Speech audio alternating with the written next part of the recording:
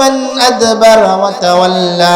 এই লাযা নামক জাহান্নাম থেকে আহ্বান করবে, কে কে আছো তোমরা কোরআন এবং সুন্নাহকে পৃষ্ঠপ্রদর্শন করেছিলে, ইসলামকে মেনে চলোনি, ইসলামের বিরুদ্ধাচরণ করেছিলে, ইসলামকে মেনে চলার ব্যাপারে পৃষ্ঠপ্রদর্শন করে চলে গিয়েছিলে, কে কে আছো তোমরা বেরো বেরো।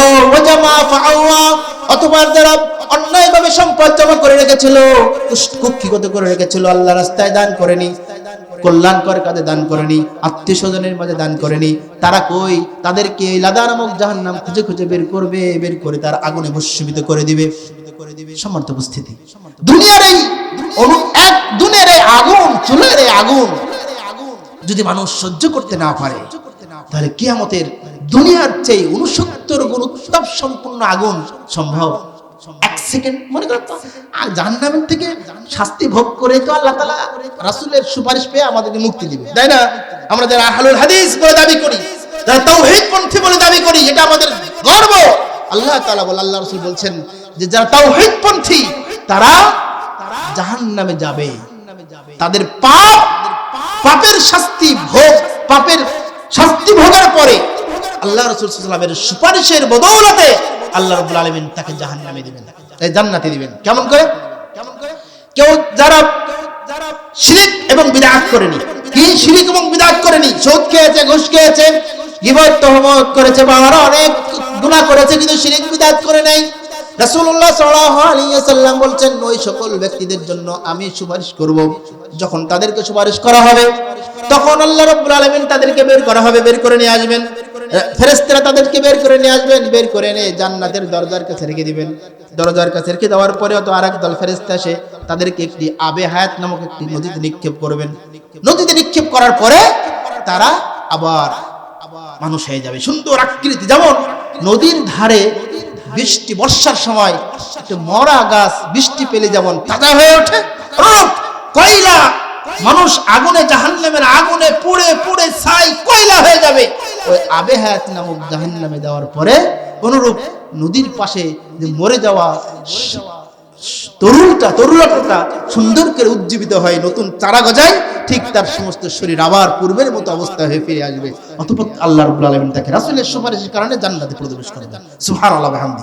তারপরেও তার পিঠের নিচে লেখা থাকবে আল জাহান্নামিয়ুন, পিঠের নিচে লেখা থাকবে আল জাহান্নামিয়ুন, যে জাহান্নাম দেখবে ব্যাক হয়ে এসেছে, ফেরত যোগ, ছাড় নাই। অতএব আপনাকে আমাকে জাহান্নামের আগুন সম্পর্কে ভয় পেতে হবে, যে জাহান্নামকে আল্লাহ তাআলা প্রস্তুত করে রেখেছেন কাদের জন্য? কাফেরদের জন্য। এবং জাহান্নামকে আগুন জ্বালাবেন এই মানুষকে দিয়ে, সম্মানিত সুধী মণ্ডলী, তাহলে জাহান্নামের আগুন কত গভীর, কত কঠিন আমরা একটু ধারণা পেলাম, জাহান্নামের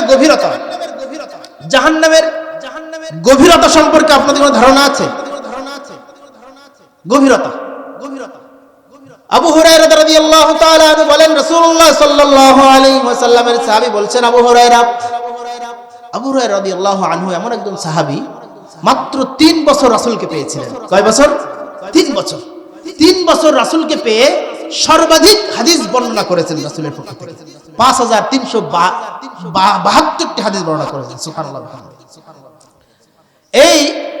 এই আবু হুরায়রা রাদিয়াল্লাহু আনহু বলছেন, কুন্না মা'আন নবী সাল্লাল্লাহু আলাইহি ওয়াসাল্লাম ইযা সামি'a ওয়াজবাতান, একদা আমরা রাসূলুল্লাহ সাল্লাল্লাহু আলাইহি ওয়াসাল্লামের কাছে বসেছিলাম, ঠিক এই অবস্থায় হঠাৎ করে একটা কিছু পড়ে যাওয়ার শব্দ হলো। আল্লাহ রাসূল জিজ্ঞাসা করলেন, তোমরা কি জানো এই যে শব্দ হলে শব্দটা কিসের? তখন সাহাবা একরাম কিছু না জানলে বলতেন, আল্লাহ এবং রাসূল ভালো জানেন, আল্লাহ ওয়া রাসূলুহু আ'লাম, আল্লাহ এবং রাসূলই ভালো জানেন। তখন রাসূলুল্লাহ সাল্লাল্লাহু আলাইহি ওয়াসাল্লাম বলছেন, এটা হলো সেই জিনিস 70 বছর আগে যে